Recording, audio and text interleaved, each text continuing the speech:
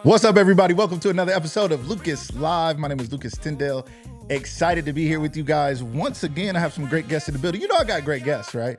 That's what this show is all about. It's about bringing a spotlight to great people here in our community who are doing great things. You guys know these guys. Today I have the one and only Mr. Terrance Jones will be joining us here in just a few minutes. He is the CEO, founder of Simply Youth. We're going to talk HBCU tours. We're going to talk about him turning 50. We're going to talk about what's next in his life. We got some things lined up. We're going to talk to him and hear about it. If you know him, if you like him, if you love him, say what's up in the comments. Say hello to him today so he knows you're here. Share the broadcast. If you're watching by replay, hit that replay. We also have my great friend, Mr. Brian Flowers of Legacy Dumpsters and Canton Junk Cars. We're going to talk about it. This is somebody who, when he and I get together, we talk business, we talk life, we talk family, we talk how do we level up as men? You know, coming from the inner city, a lot of guys don't get out and do great things, but he's one of those guys. We're some of those guys, and I'm grateful to have him as a friend. His beautiful wife is in the studio with us as well. She's just behind the scenes. She looked up when I said that, like you trying to bring me on and say I was coming on the show today. But she is here, and we are excited to have them on today. I want to thank everybody who's been supporting us. We are excited about the future. We're working on some new things. New website coming soon. I can't wait to show you guys what we're building for the community. Have you ever felt like you didn't know what was going on in the community? There was a lot of stuff going on, but you're like, I don't know what, when, where, why, how. I don't know if I can sort the kid thing from the nightlife with the adults. I don't know if I can sort what's going on at the library versus what's going on in the school system. We're building that out right now. It's right there. It's ready to go, and I'm excited about it.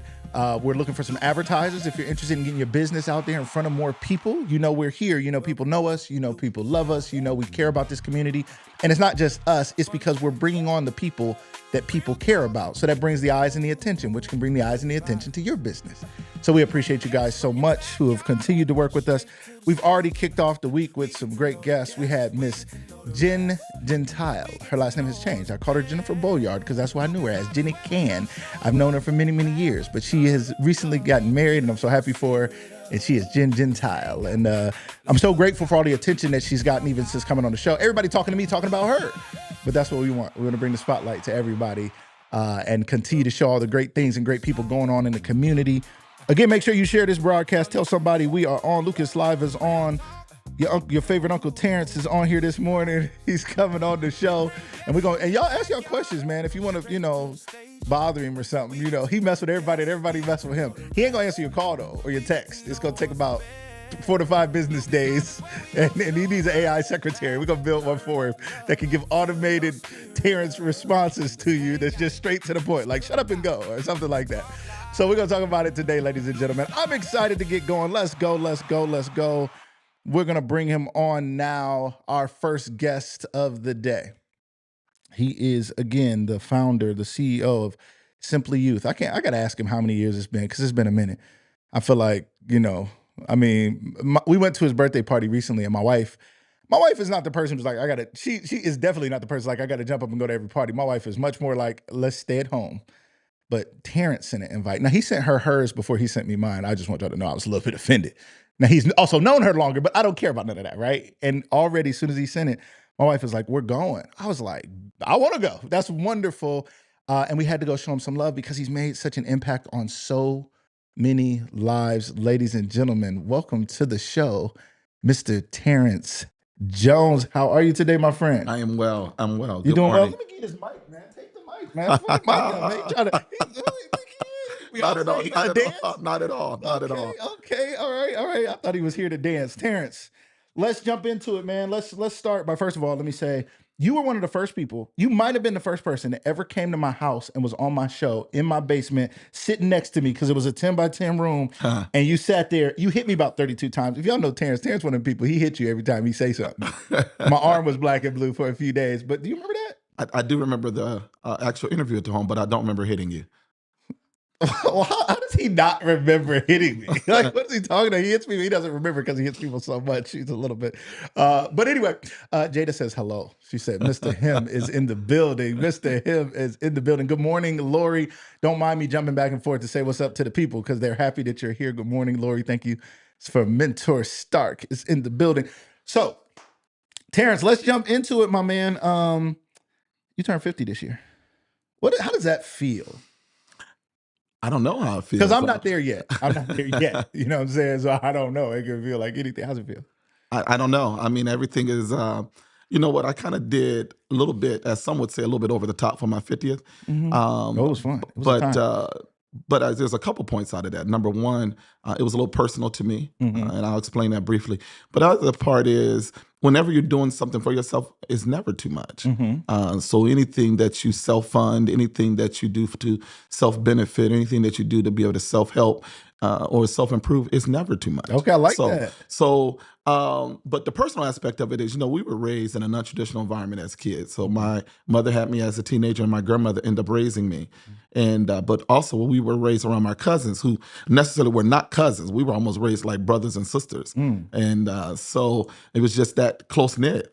But my one cousin, her name is Tamar. She and I both were the same age, born in '76, and her birthday is in September, and mine is in April. And unfortunately, she passed away in February. And she was one that just lived the life unapologetically, very free spirited, just full of life. And unfortunately, she lost her life.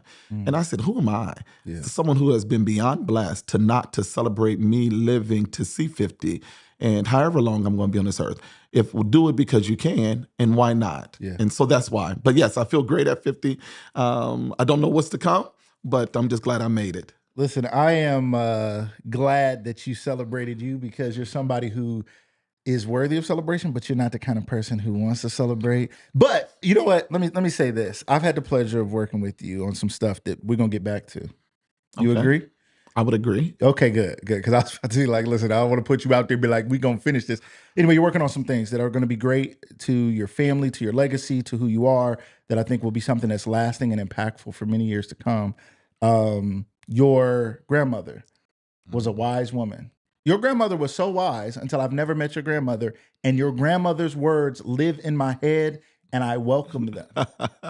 Because you've told me things that your grandmother said, just wise sayings that one day you're going to share with the world. One of the things you said to me was, when people are talking about you, because people talk about all of us, right? Absolutely. Much as they smile and love, I love you. Then they play behind the scenes, be like, I heard such and such. I don't really like him, whatever. I don't know. But you said, when people talk about you and somebody come to you and say somebody was talking about you, you said, that's because I'm somebody worth talking about. Absolutely. Tell us about that.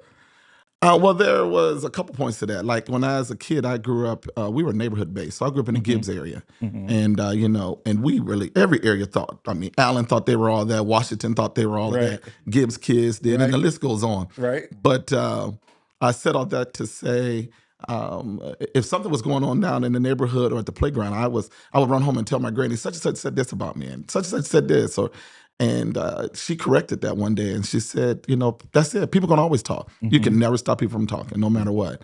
But be somebody there's something to talk about. And so I've taken that. If the kids come at the school, I work at the high school. That's my day job. I work for Kansas City Schools. And kids will say, oh, you know what, my aunt and uncle or my dad or my such was talking about you. I don't even entertain it by saying, what did they say? I say, I'm somebody to talk about. And can I be honest? It totally calms the water. And that's it, and that's all. Because I guess my adage on part of it is, if they didn't say it to me, it wasn't meant for me. And so that's just one of the lines that my granny would always just say, that just be somebody for somebody to talk about. So that's it. I know it sounds kind of cocky, but yet it works, and it's reality and it's real.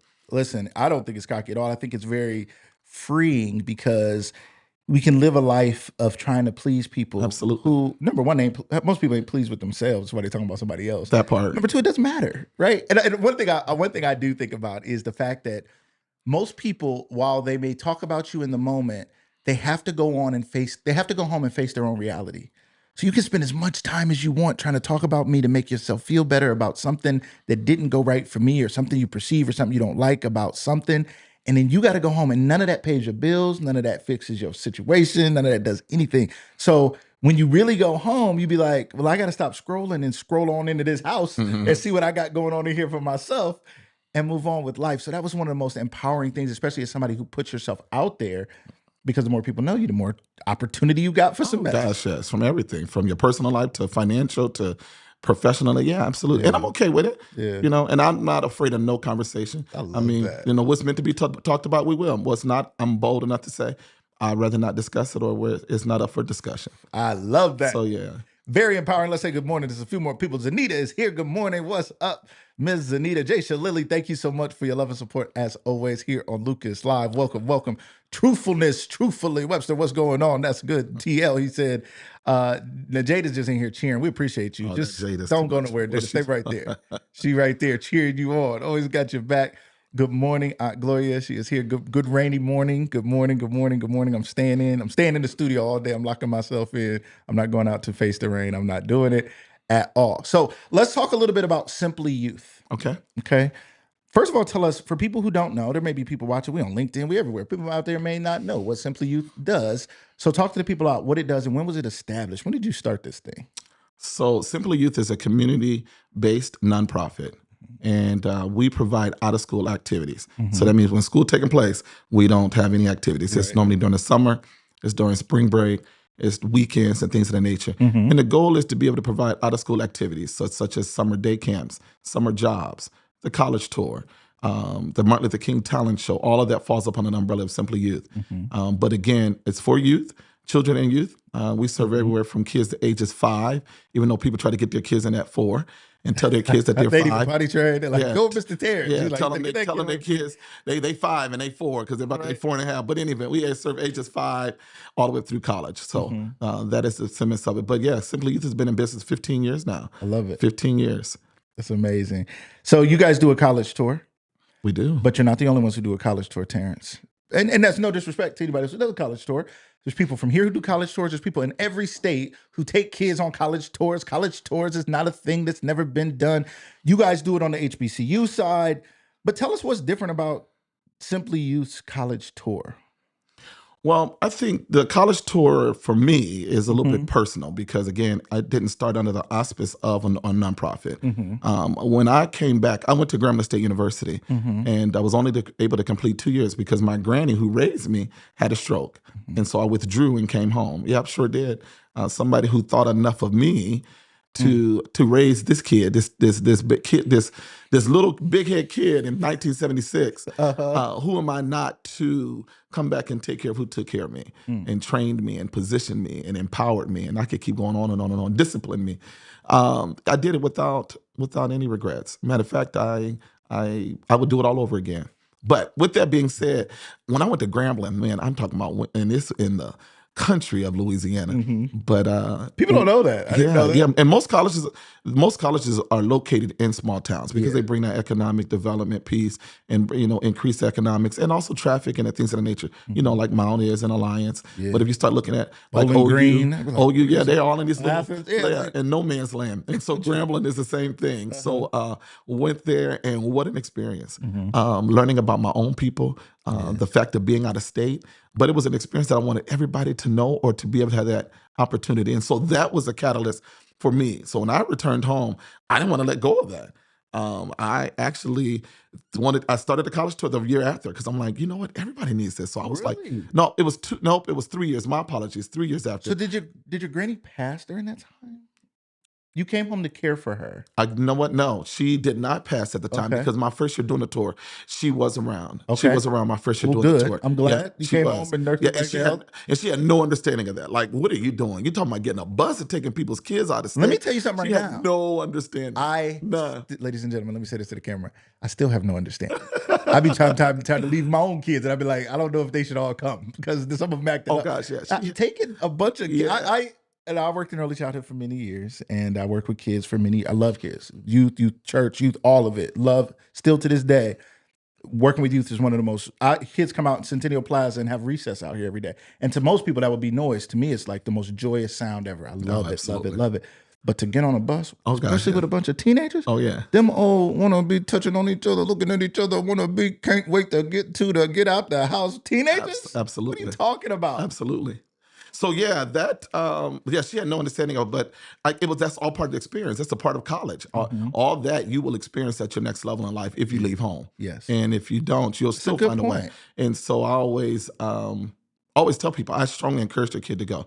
But back to the original question, what separates us is a little bit more personal for me. Okay. When people organize a college tour, they're doing it because the benefit of that they believe that they can offer something that's exclusive, that is a fit for the population they want to serve. Right. I don't serve a particular type of group of kid. I don't. I serve all. So I'm not looking for the best and the brightest, because I'm always a firm believer that you'll find some value in kids, and if you train them right and develop them right, you can raise them to the occasion of where in their highest ability possible. So, and also the last thing about our tour is that the fact that we've been in it for so long now, that now kids, it's wild. Now parents who went on the tour are sending their kids or their nieces and nephews, but more importantly, just even going on the tour. I got a hand in the studio. They said yeah, she's a product of, matter of fact, first year or two. Is that right? Okay. And but with that being said, I think now what makes it even more impactful is not just the experience, but seeing kids who actually went on a tour, who are on the campuses now, and to have their personal testament and talk with them face to face. So, Terrance, why aren't we telling those stories? Oh, I don't know why we're not, but those are the exciting part. That's the highlight for me. Listen, we on the tour, when you can go to Florida A&M, when you can go to Morehouse, and you can go to Spelman, and these are products. My oldest daughter is a FAMU grad. Wow, and that's awesome. But those stories need to be told, because sometimes people don't know.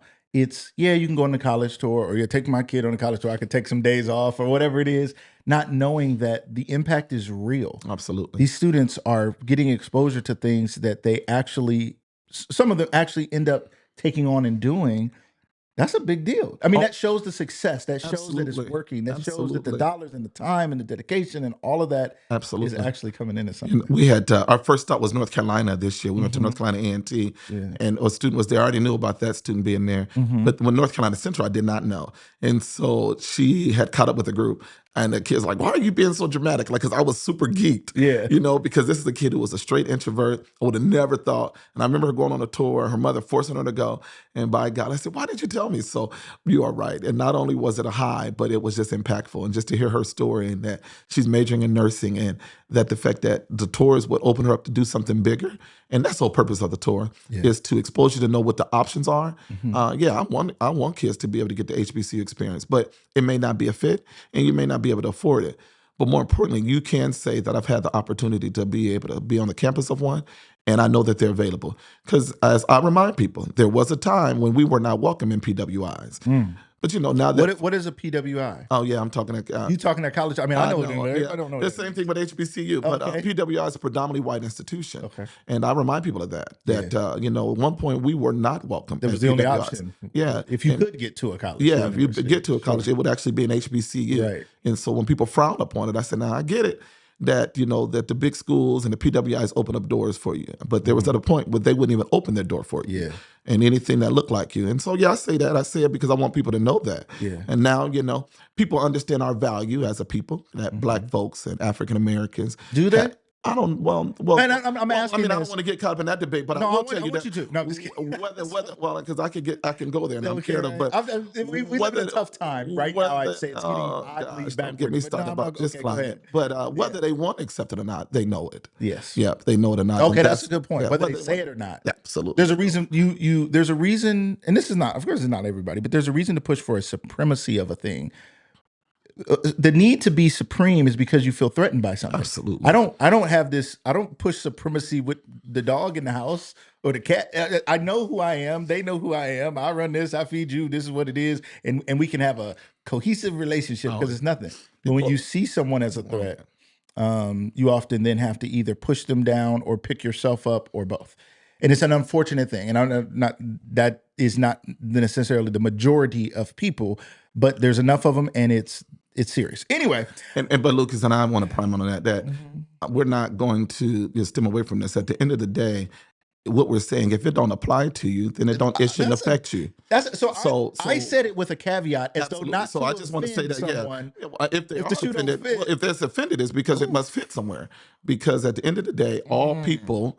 And we could talk about any race of people, because I mean they're from all walks of life. You're right. There's value in some people, but as a whole, don't collectively put us in a group and act like we are of lower standard and not able to be educated or not to be able to live a good life and to be able to contribute to society, because we do all of that. And always have.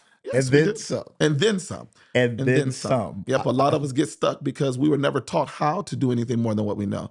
You know, many creative ideas that are sitting on people who just don't have the resources or the connections or the confidence to be able to take the next step. Yeah. Yeah, it takes support. It takes the right person to be beside you and behind you, whatever that is. Everybody don't have that.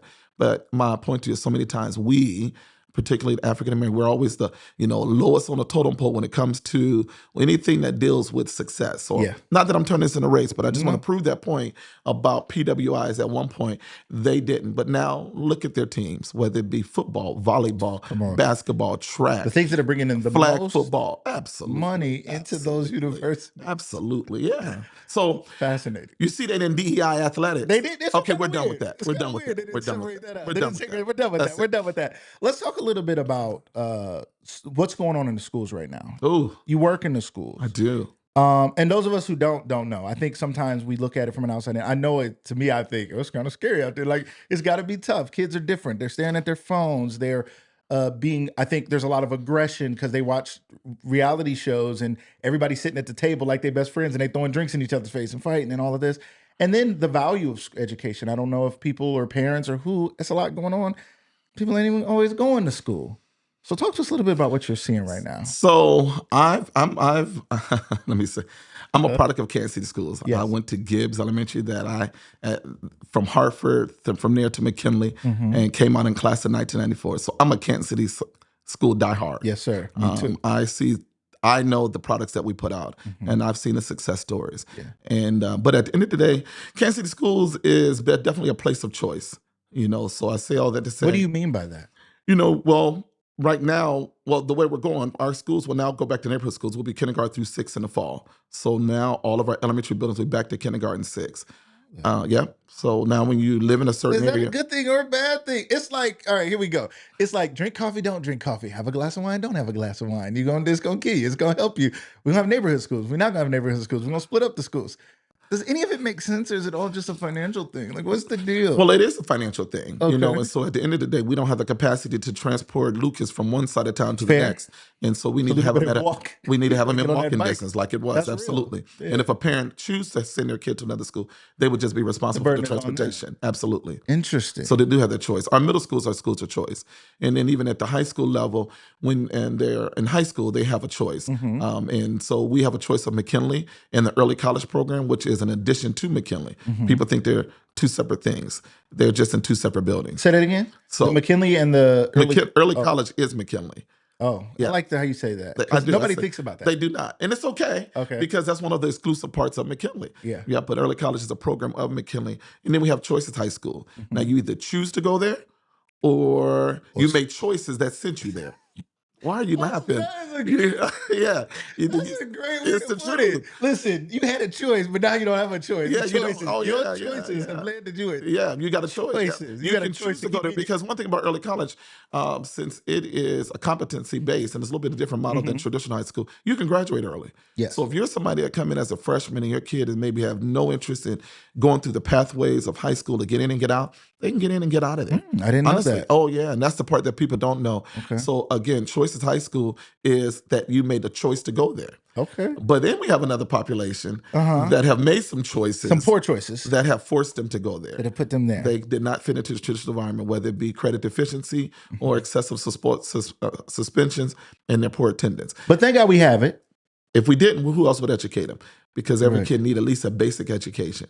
Talk to us a little bit about this attendance thing going on. What's happening in schools? And then what are some solutions, Mr. T, Oh, Terrance, God. Uncle T? People look at you and one day, Mayor T, you know what Oh, I'm my saying? God. Don't he put go- that he's out there. gonna Don't put that announce out it there. on the show. I don't Oh, know. Not gosh. today, but one day. Talk to us a little bit about what's going on there. And then if there's things that you would, is it to parents? Is it to who? How do we solve some of this stuff? Talk to us about it. Educating your kid is a very, very serious thing that people, I hope that they're listening and understand that they Yeah. are. And by the way, I don't have a choice, meaning of an opinion about it. I mean, Okay. I believe that when people say, "Oh, I'm sending my kid to X, Y, and Z," you have that right to do that. Mm-hmm. You have a right to send your kid to Canton local, and the right to send Oh, your when they kid say to. I'm leaving Oh and yeah, taking my yeah. kid wherever. Okay. If you find that yours is a better fit somewhere else in Plain local, Yeah. Jackson, and by fan, I'm a fan of Lake. Lake is the number one school district in the county. You know, other people think it's other districts, but it's not. Lake is number I one. didn't know that. Yes, and with that being said, and I'm a fan of some of these schools. They do a very good job of wrapping the community around their school Yeah. and their students and making sure they provide a quality education. But all that is based off of two things: A, the standard, and B, parental involvement. You're right. That's it. Listen, and I'm a product of this in that my wife and I and all of my parents and her family grew up in Kansas City schools. We all Bulldogs, generations of Bulldogs, and still am to the core myself. At some point, though, we moved to North Canton. Okay. So also, you guys are Vikings. We're Vikings. Savannah Tyndale, keep your eyes out. Listen One to of the you. Little top shout out. runners in the state. How about Okay, that? she out there. She How was. about that? That's right. She is her junior year. She out here running like her mom did back in the day, right? She was a track star. She was a track star. Now, I always ask my wife. My wife always says Savannah's better than I was at that age, which I love. And we put a lot of time and years and resources into her being who she is. But she's put in the work as well. So shout out to my daughter Savannah, who's thinking about going to Hampton. Actually, Wow. so we got to get her out to Top some of the line HBCU tours. HBCU. They're very exclusive. Are they? I don't even know. Yeah, wait till you go on that tour. I don't even know. I Yeah, just wait know till it's you not take that that tour. far, but it's warmer. And if you Yes. want to go, let's go. Absolutely. But yeah, they do a great job over at Hampton. They do. Interesting. We'll have to sit down and talk about that. But so Kansas City. So then my two middle kids live with my ex-wife. They came to live with me, which was my lifelong dream. They were teenagers and they came to Kansas City, and I'm like, yes, Kansas City is what we do. And I was having these talks with them every morning, dropping them off at Sowers ECA. It was like Sowers Early College. Okay. And I was like, just doing the dad thing. I'm just dad. I'm a Absolutely. coach. I'm just a positive dude. Like blah blah blah blah blah. And one day they came out and they said, Dad, you know, it's kind of like this. This was not their exact words, but basically they said, you're training us to be civilians and dropping us off in a war zone. And basically what they were saying was, some of what you're saying doesn't really apply because every kid in here isn't thinking how you're thinking, and it makes it hard for us. Now, the teachers may be thinking how you're thinking, the administration may be thinking, the adults may be, but a lot of these kids, and we're new here and we're trying to fit in, and it's harder than you think. And I was like, wow, you know what I mean? And my kids have been in different schools. They were in Olentangy and Columbus, which was a really highly rated school. And Gosh, yeah. they were pushed to be better because all the kids are the doctors and the lawyers. Absolutely. That nice little suburban area. Huh? It made them different, right? It made them try harder. Then they went to another school when they weren't with me that made them lower the bar because it's a lot of pressure. It's like you kind of flow it. If being funny is the thing to get you cool, then let's be funny. If being athletic is what they're athletic, but if doing good, they're smart as well. So anyway, we went there and it was a little more support around it. Now, did we deal with some other issues? Yes, we did. Oh, you will. Were we in there fighting for some stuff? Yes, we were. Were we in there questioning some of the curriculum? Absolutely. And this is no disrespect to North Canton, but me and my wife, we was in there with the superintendent. We had their number. Good. We sat down. We go in there. We're like, why are we even still reading this book? If you got to take the black kids out and ask them, is it okay that we say this and just so you know it got these words in and all this, all these hundreds of years of literature that you still reading The Catcher in the Rye? Are you still reading some stuff that got problems? Anyway, so yes. We went through it. Education right now, where do you see it as? And those things aren't to say Canton City isn't a good fit, because I still love Canton City, and I believe some of the who's in Tasha Ellis in here, Miss Kim Brown, there's some, I think, some of the best educators in the country and some of the biggest hearts, even Ladare on the bus, people I know who care about these kids to the core. Absolutely.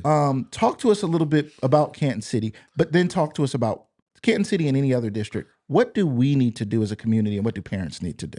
I think one of the things we need to understand is that educating kids now is probably one of the hardest things. Matter of fact, raising kids in the times that we're living in now, with all the outside influences, with all of the things that make life easier. You know, the basic things we want all of our kids to be able to do is to be able to know how to add, subtract, read. Yeah. Well, let's say basic math. So add, subtract, multiply, and divide. Yeah. Okay.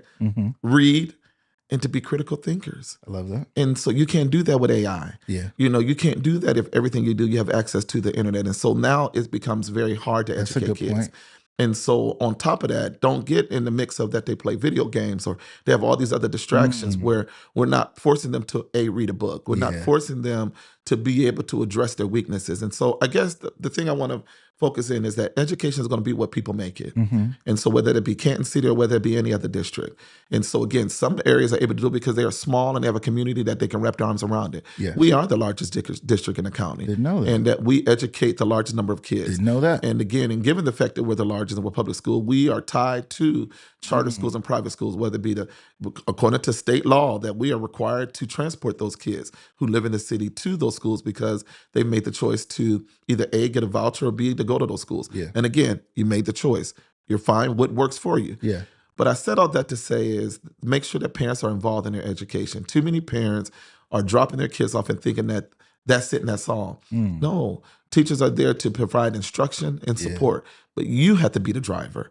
And that's where parents are missing the mark. They're not being the drivers no more. They're on the passenger seat and waiting to be told and respond. And mad at everybody at the school when things don't go right. Why my kid? That ain't my fault. They with you all day. Like, yeah, that's the problem. They with me all day. Where they at? And so when you are the driver, and if you know Johnny or Jaquez don't know how to read, let's instead of investing in $200 shoes, video games and shoes. I say that because again, we pay for what we want.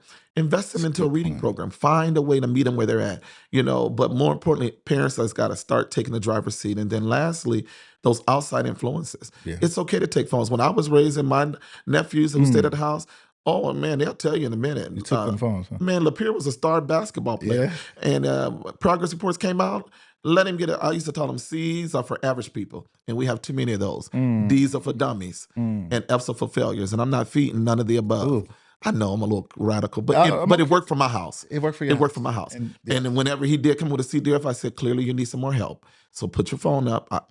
It was so bad, Lucas. Guess what? I would hide the phone and forget where I hid it. You looking for the phone until now. the report cards came out. Right. But I said that to say it changed. He started going to tutoring or whatever he needed to do to bring that D up to a B or a C. Yeah. But that's called being in the driver's seat. I'm not waiting till he tell me. I'm not waiting until the report card. Yeah. And that's what parents got to go at. And then realize what these outside distractions are. These phones, I know marijuana is becoming a major issue. Yes, it's a recreational drug, but it's illegal. Yeah. Period. Right. And you're underage. It's even more illegal. Right. So bringing vapes to school, and now you get suspended for 10 days and recommended for expulsion. And it's our fault? Yeah. So, Lucas, I guess I say all that to say is that, and by the way, high school is not the normal high school anymore. And it may be for some communities because they're able to manage that. Now, I think McKinley is a melting pot. I think it is the place to send your kid because it's the real world. Yes. I do. Yep. I think because we have from some of the highest achievers, from kids who academically, to some kids who have no interest in being there. But I say all that to say is that they're from all walks of life. Like we don't have no racial issues at McKinley. Wow. As diverse as we are, you would think.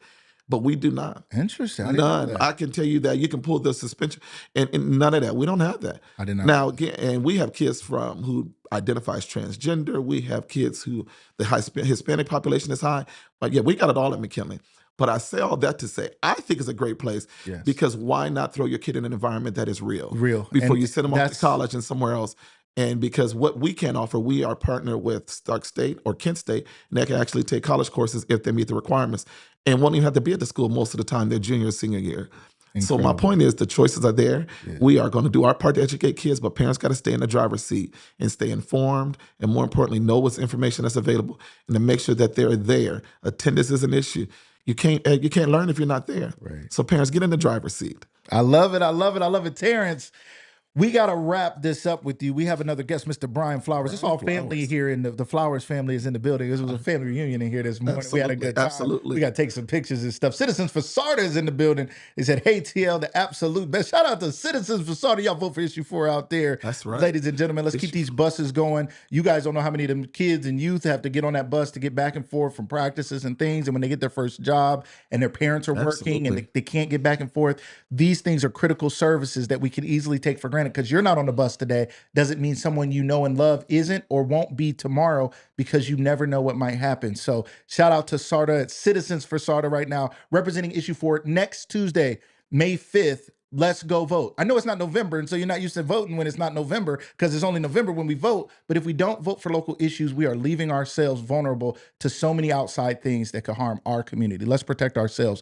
by doing those things. Adriana, what's up? She said, talk, Terrance. All right, Terrance, we got to go. So last statement. You got 1 minute.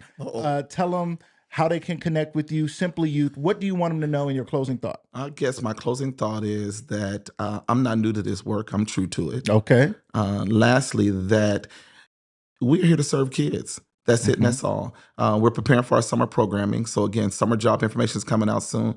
Looking for college students. So if you know anybody that's in college or coming home, we're looking for college supervisors. So summer day camp is coming up, summer jobs, so all that. We're just praying for a safe summer. Yeah. But more importantly, get your kids involved and engaged this summer. And lastly, as whatever it is that the Lord has in store for me, just keep me in all positive vibes. Just know that my intent is always right. My delivery may be wrong, but my intent is right. And just know at the end of the day, there's not too much that I wouldn't be able to jump on board with. And I thank you for supporting me. Absolutely. And I'm very appreciative of anybody else that has been supportive and that support the work of Simply Youth, because we are making impact and we'll continue to do so. So thank you.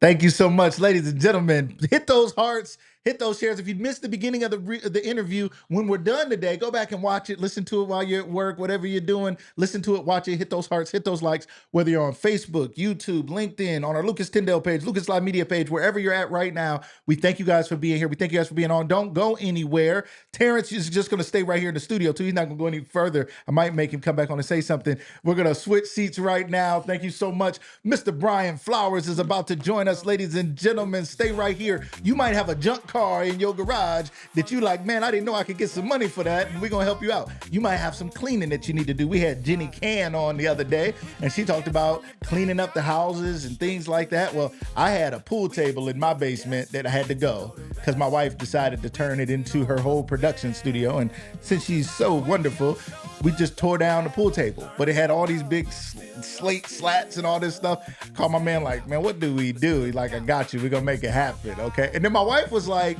man, he was so cool. Man, the guy he was with, she was like, when you let men and people in your house as a woman, I wasn't home at the time, and people are kind and considerate and thoughtful and gentle in the way they handle things, it says a lot. So I appreciate that, and I've used his service myself. Ladies and gentlemen, I want to welcome to the show my good friend, Mr. Brian Flowers. How you doing today, my man? I'm fantastic. Man, I'm excited to have you. Your beautiful wife is in the building here today. You have two great businesses. Let's jump into it. Let's talk about the business that I think started it all was Legacy Dumpsters. Yes, sir. Okay, I'm gonna make you pull your mic in like I did Terrance. I'm gonna yell out on my guests. What's going on? My cousin Lisa's in the building. What's up, Court Canvas? Shout out to everybody out there who's saying what's up. Russell, what's going on? Thank you so much for being here, ladies and gentlemen. Again, Miss Kim Brown, thank you for your love and support. Tina Marie, Miss Martina Keys, what's going on? Thank you for being here. We appreciate you guys. Chav Ellis, everybody who says what's up. Eva, if I don't get to you, Mentor Stark is in the building. My man Tony from Walking with the Purpose is in the building. Thank you guys so much for being here. Thank you for saying hello. I don't know if you're here. Some of you are on my Lucas Tyndale page. Some of you are on my Lucas Live Media page. I split the group today, so it might be confusing. You're like, where are they at? I don't see them here, but they are here. Or they may be on YouTube, or they may be on LinkedIn. Wherever you're coming from, stick around, stay tuned. If you can't watch it, listen to it, because we're going to hear about somebody who's built two successful businesses and somebody who came from the inner city and figured it out. And a lot of times we don't hear these stories, and I want us to talk about it. Your sister Maria Flowers is in the building. She says, What up, sis? hello. What's up, Miss Jackie? What's going on? What's going on? Y'all make sure y'all share this broadcast. Just hit the share button and share now. Share it to your page or tag somebody. You can hit at somebody's name who's your friend on Facebook, and it will tag them and let them know, hey, tune in, wake up, come on over here and check this out. All right. So, Brian, talk to us. Legacy Dumpsters? Yes, That's sir. where it started. Yes. Why start a dumpster business, my man? It's a lot of things going on out here. What made you get into that business? It was crazy because I came across the dumpsters searching and looking at other business opportunities and kind of stumbled across it, and it intrigued me. So Yeah. did a little bit of research on it, and believe it or not, I was intrigued by it, and I built a whole business out and just put it in a folder on my desk. And didn't do anything with it Nah. at first. Nope. That's Some of crazy. y'all, listen, let me say this. Some of y'all out there got a business in a folder, in your notes, in your Google Docs, in your something, in a binder, and you've never just done the thing to make the thing a thing. So how long was it for that? And then when did you decide I'm going to actually make it a thing? Prior to that, I had a lawn care business. So I was just looking at transitioning, had get different ideas. I had that probably like, I hate to say it, but like 3-4 years, Mhm. 4 to 5 years, Okay, tell the respectfully. truth. Tell the It was truth. sitting in there. It was dusty. It was sitting in It there. was It was a little dusty. dusty. Everything was built out, competitor analysis, market, everything, Right. but yeah, I didn't pull the trigger. But one day you decided you were going to pull the trigger and you start Legacy Dumpster. For people who don't know, what does Legacy Dumpster do and who does it serve? Like, who uses your service? Legacy Dumpsters, we specialize in roll-off dumpster rentals. So we have 3 different sizes. We have 10-yard dumpsters, 15-yard dumpsters, and 20-yard dumpsters. Which are the big boys that, like, most people are buying them because they're moving out, cleaning out. It's like you can have, I mean, I think most people look at big dumpsters and they think that sits behind a business or something, or a construction site might have one. Talk to us about who else might use it. When you name those sizes, like, what does that mean? Who's using them? Say if you're doing a small bathroom tear out, construction, you might be a contractor, you doing a bathroom remodel, kitchen remodel, got a little bit of clutter in the garage. Unfortunately, when somebody passes away, they need to get rid of stuff. That's fair. That's a good point.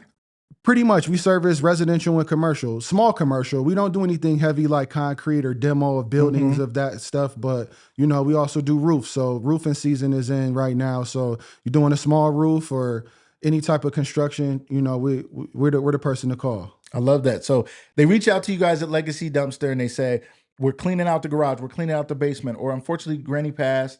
And there may be things that they keep and they treasure and they love, but then there's also some things they got to get rid of. Yes. And they call you. And what's the process like? What happens? First, you can go online at legacydumpsters.com. You also can book online. You also can give us a call. We just got a few simple questions to try to help you get the right size for whatever job that you may be having going on. So you give us a call and we agree on a date and time and we drop it off in the driveway in front of the house or at your business and you fill it up. Usually a 7-day rentals. We pick it back up and we take it to the proper place. I love that. Sounds like a simple enough business, but you put a lot of time and effort into building your business and running your business. Talk to me a little bit about customer service. Right? It's everything. That's what sets us apart. I think we spoke before. You asked me what's the difference, and we care. We care. Every person that calls, we care that they called us because there's other options, and we want to know that we're going to deliver when we say we're going to deliver. If you need it there at 5 a.m., we're going to be there at 5 a.m. I love that. And that's what sets us apart. I love that. I love that because people know, and again, we've talked about a lot of things here. Sometimes people, I think, especially in the Black community, our businesses get a bad reputation, and sometimes it's our fault. But that's every community, I suppose. Yeah. But, sometimes people call a business and they find out it's a minority-owned business or whatever it is, and they shy away from it because they don't. Unfortunately, some people have given the stigma that there's a lack of professionalism. You're also a guy from the inner city. You got a bald head and a beard. You might roll up and be threatening to me, brother. I don't know if I want to talk to me about who you are as a person. And why being a professional and why customer service and like just your approach to things, because me knowing you is like, man, this dude is just such a caring, calm guy, but people might not know that. Talk to me a little bit about that for you. I'm going to tell you a little story. When I first started, I had those thoughts of being a minority business and customers would ask me like, is this your business? And you know what? Like, I hate to say it on air, but I was telling them I was just a driver. Yeah, you did share that with me. I was just a driver. Why did you do that? Why did you say that? Because I was scared. Because being new to the business and, I really didn't know. I didn't know how they was going to receive minorities. Not a lot of minorities in this space, maybe driving, but as a business owner, they might look at you a little bit different. I didn't know. I was in a transitional part of my life where I was like, I know I'm trying something new, but like, I didn't know how they was going to receive me. And I remember the customer was like, hold up, you sound like the guy that was on the phone when I booked. And you're the one that showed up all the time. And after that, it kind of gave me the confidence, like, yeah, this is mine. And after I did that, things changed. It was early on. I didn't know, just being a minority, I didn't know. So fair. After that, things changed. I stood behind the brand I put out here, and you make me do things like this. Yes. I said I was just going to live behind the logo, Right. It's just the brand. Right? You even have a page. It has your name, but it's a logo. It's just a logo. I was just going to stay behind the brand, and I never wanted to really be in the limelight. Yeah. So I applaud you for it. You and I had a conversation a little over a year ago. you were at my studio, and we were talking about content, and like how such a huge driver of business now, and like you got to show people what you do. You just got to show them what you do. You got to keep showing them what you do because they forget quick, and that's just it's. Pepsi gets to do it with commercials on every day. Doritos do it with commercials on. Nike does it every day, and we as people oftentimes are just like, well, people know what I do. Yeah, but when they need you, they be like, who is that? That I don't know. Let me just look it up. And then they find AA's dumpster service because it was the first one that popped up or something like that, right? So you put yourself out there. And when we first started talking about this, you're like, this is not me. But you're like, but I'm committed to it. I don't care if it's not me. One of the greatest lessons I ever learned, shout out to Bishop Johnson, former founder of House of the Lord in Akron and pastor for many, many years. One day he said, personality does not dictate skill set. Personality does not dictate skill set. And what he meant was, he said he is an extreme introvert. This man pastored one of the biggest churches in Akron, one of the biggest churches in our area for decades. And he was like, but the core of me wants to go home and be in my basement watching Star Wars quietly by myself. But my skills, I've developed the skills to be the person who stands in front of you and preaches the word and greets all the people and does the thing. You want to be behind the thing, but you've built the skills to go out there and be the person in front of the brand, to put yourself out there. And we're going to talk about your other company too, pulling them cars up onto the truck. Talk to me about your mindset about business, because this is something you and I talk about. Your willingness to innovate and your willingness to do new things, even if it makes you uncomfortable. Talk to us about that, because somebody else out there needs to hear it, because they're hiding behind the logo still, or not putting themselves out there. To be truthful, I didn't know how to do any of these businesses. That's deep. When I went to go look at the this roll-off truck, I was intimidated. And I looked at the truck and I'm like, man, like this big thing dropping off dumpsters.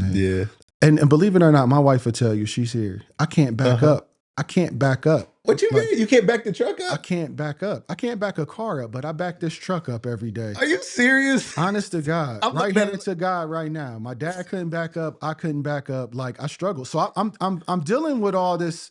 Thinking I'm about to start this business, but my whole life is backing up. I back up for a living. You know, I put this big screen in the truck when I first started. Like, look, man, like so you can see everything. I wanted to see everything inside the house if I could. Screen in his truck. But I looked at this remote and it had 4 buttons, up, down, in, and out. And I said, you know what? I just got to figure out these 4 buttons. And we just got to take a chance sometimes. You know, you never know. One of my biggest quotes is, you only got to be right once. Love that. You only got to be right once.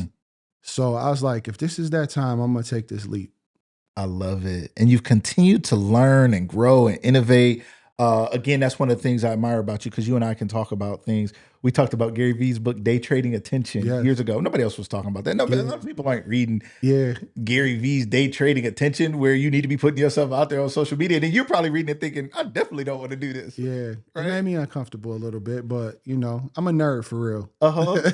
Deep down. Me too. Deep down. I know other people, you know, but I'm a nerd for real.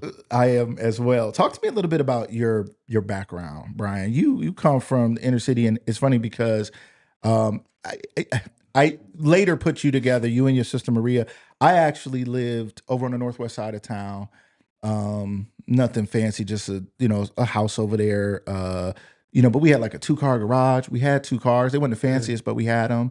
You know, mom, dad, sisters. My cousin was raised with us. We had a dog, a couple cats. I don't know. Life seemed fine, right? And then one day my dad goes to prison. And it like changed everything. And he made one bad mistake. It only takes one bad mistake too to also shift your life in a bad way. And that's what happened to him. And we lost everything. I remember we lost our car to repossession. Like, I didn't know. I went to school, thought our car was stolen. Went to Layman and was like, somebody stole our car. Got home, mom was like, no, for real, that's not what happened. I found out the bank took it. Then we lost our house to foreclosure. Remember the police knocking on the door like, y'all got to go today. Only house I ever knew. And I'm like, you got to go. Eventually, we ended up over in 10th Street across from Nemasilla Park. So now I'm over in the Washington neighborhood, coming to the bus stop, getting on the bus, going to Hartford. And I'm like, I don't know nothing about this. You know, it was a different culture. It was different. It was rougher. It was tougher. There was a lot going on. And then I grew up there through high school and everything, lived there throughout my life. You were one of the people who was there. Now, tell me, is that where you grew up your whole life? Talk to me a little bit about your background. I said I moved from something that seemed pretty normal to something that was a lot rougher. Drug dealing, guns, gangs. things that I had not been experiencing that I had to adjust to and get ready for because it was coming, like it or not. Yes. Talk to me a little bit about your upbringing, where you grew up, and then we'll get in a little bit into the transition of you as a man saying, yeah, I came from that, but also got here. We grew up in the inner city, like you said. Mm-hmm. Drugs, violence. We grew up in the projects, Yeah. poverty, Yeah. food stamps, Yes. government assistance. All of it. I remember waiting in the line with my mom getting some food stamps. Yeah. That's just, it was normal. And then you go wait for Mr. Dunwoody to give you a lunch Yeah. ticket. Oh, and I That always lost my lunch ticket, and I had to go in there and see Dunwoody, and he like, come on, man. Again? Rest in peace, Dunwoody. My Rest in guy. peace. Huge influence. Yeah, just that. Mhm. Inner city. Yeah. You know, Yeah. you could fill in the blanks. Yeah. How did you? So that was your whole life growing up. Yeah. Yeah. So no, you know. no North Canton. No, none of that, right? Jackson, None of that, Jackson. No Glenmore. Didn't even know where that was. Right? It was like, No what are you trust talking fund, about? baby. Right. Yeah, just poverty. So talk to me a little bit about what lessons did you learn in the inner city that you then applied in your life as a man, as a husband, as a business owner? My upbringing kind of gave me I call it my superpower now, just being able to take risk. Yeah. And you need that in business and life, just to be able to take risks. Right. My wife always say, like, I don't know how you would just go all in. Like, Right. I would go all in Yeah. and be uncomfortable just to see if my vision would work. Yeah. And clearly it did. So I'm a walking testament of, risk. I love that. Talk to me real quick, and we're going to get into Canton junk cars. Somebody out there, again, I told y'all got that old car. It ain't moving nowhere. It ain't been nowhere. You might as well get a couple dollars for it right now. Get yourself together. Just let it go. You don't know what to do with it. It don't move. They said the transmission is bad or something. You don't have all that money for it. Might as well get some money for it now. He can come pick that up for you and take care of that and give you cash in hand, I believe, today. So, but before we go there, as you've talked about transitioning, I want to talk to you about being a husband, Yes. both as husbands. You and I, we just connect so well because you're such I say thoughtful person. What I mean is a person who thinks about life. Like, you think about who you are as a business, you think about who you are as a husband, you think about who you are as a father, and you can articulate that man to man. And a lot of times, man, we get together and we can't. The only thing we can say is, "What'd you think about the game, bro?" Because that's all I can talk about right now. What'd you think about being a husband? You're like, I don't know. It just, it's cool, because they haven't thought about it. When you think about who you are as a husband and who your wife is to you and how she's impacted your life, talk to us about that. I wouldn't be where I'm at today without her. Yeah. She makes the back end stuff that people don't see, so I can do my thing. Yeah. The home is straight. It's clean. My laundry, all my dirty shirts from rolling around under In the mud. in the mud, for real. Literally, She in the mud, for real. she has to make sure all of that and make sure my daughter is taken care of and the meals is cooked, and just to bring the peace so I can be me. Yeah. She doesn't get enough credit. Thank you, love. And she's here in the building today. Shout out to her, somebody I know and her family and admire. And she's not just sitting at home doing that either. She has a full-time job. Yes. And I would say a hectic, tough job. Yeah. She manages the CSE in the inner city. I mean, Market right there is like, to me, okay, so yeah, I live in North Canton, right? So I go to the North Canton CSE. It's a police officer in there just twiddling his fingers. Ain't nothing going on in there. He just in there looking around, looking at people walking out, smiling, looking down, whatever. It's all good, nice, friendly. It's all good. You go to Market, there's people with real stuff going on. You know what I'm saying? There's people in there really mad. That's their last dollar. This thing didn't work. I don't have enough money in my account. Who took that out? Who said it? I've been there. I've been mad at them. Like, what happened? Wait, what happened? Right? I'm there like, these are my people. I'm trying not to go off. But when it comes to our money, we're emotional. It's tough. We're all trying to find our way out here and trying to figure it out. And then most of us coming from the inner city, we don't have financial literacy like that. So there are days where things don't go right and things ain't right. And it's like, I'm trying to figure it out. Give me a break. And she deals with that every day. To deal with that and to hold down a household, what do you think about her ability to do all that, manage all that stress, and then be who she is to you? That's her superpower, because I'm a lot to deal with. Okay. So I like that she you say manages that. she manages it well. Yes. Yeah. Yeah. We complement each other well. I love it. I love it. And congratulations. You guys had one of the most beautiful weddings in the city, and the city was on fire, and the pictures and everything was just absolutely incredible. So, shout out. How long have you guys been together? We're coming up on our 2-year anniversary in September. I love it. I love it. 2-year anniversary. And how long were you guys together before that? We've been going on since Hartford. Okay. See what I'm saying? Hartford Hornets. Shout out to the Hartford Hornet connection. See, I was like, I didn't know it was Hartford, but I knew it's been a minute. Shout out to them. Just some comments, very inspiring. Jada says, that's Vivica Williams says, oh, that's my beautiful niecey. Darylyn, I didn't know that. Okay, I love that. Williams. Okay, got it. So let's talk a little bit now about Canton Junk Cars. Yes. We got to get to that. That business is going and moving and grooving, and you're doing some things, and it's a good business for you, but it also, I'm sure you see a lot of people where you bless people where it's like them getting that cash in hand for that car mattered to them. Tell people what Canton Junk Cars is and what it does.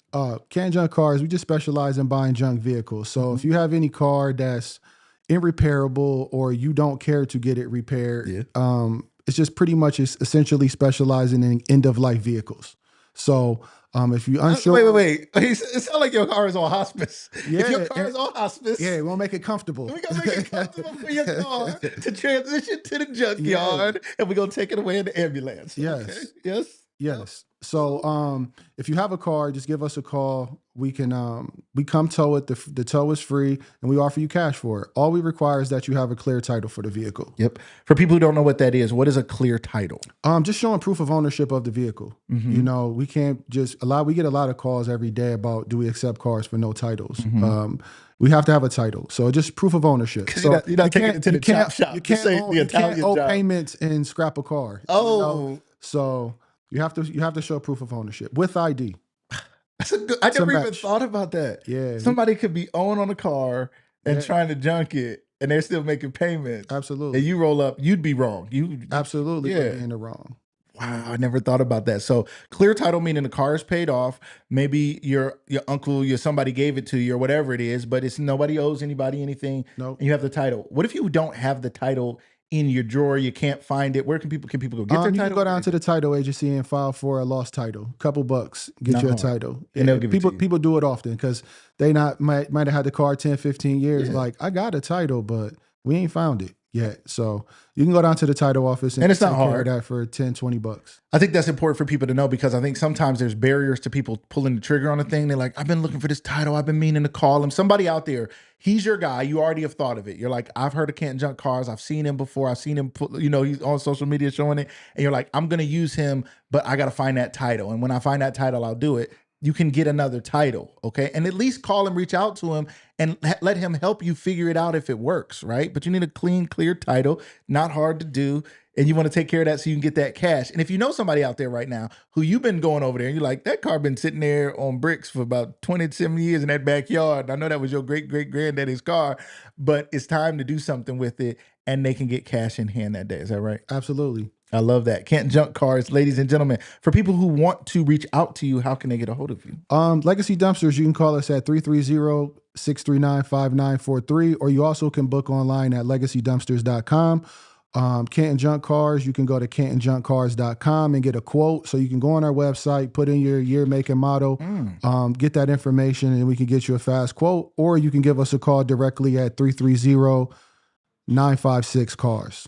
That sounds like automation. So we want to make it quick and easy for either or. That's our number one thing, is just making it simple for people to get a dumpster or get a car. Man, I love that. I love the automation. I didn't know you could plug in your car and find out the value and figure that out with you beforehand. I thought people were just showing up and like, I hope he gives me some money for it. Yeah, a lot of people call, but you also get that quote online, cantonjunkcars.com. Cantonjunkcars.com. Ladies and gentlemen, Brian Flowers, any closing thoughts, anything else you want to say to the people out there about your business, about yourself, or something you want them to know? It's a great question. He's like, I didn't prepare my closing argument. I didn't know I was going to have one. If not, I'm going to make it motivating and inspiring. Okay. Like, as I tell you the story that I built that business and had it in a folder, take that chance, take that step. God wants to see is you're going to take that step, and he'll take care of the rest. One thing, I wanted to share this.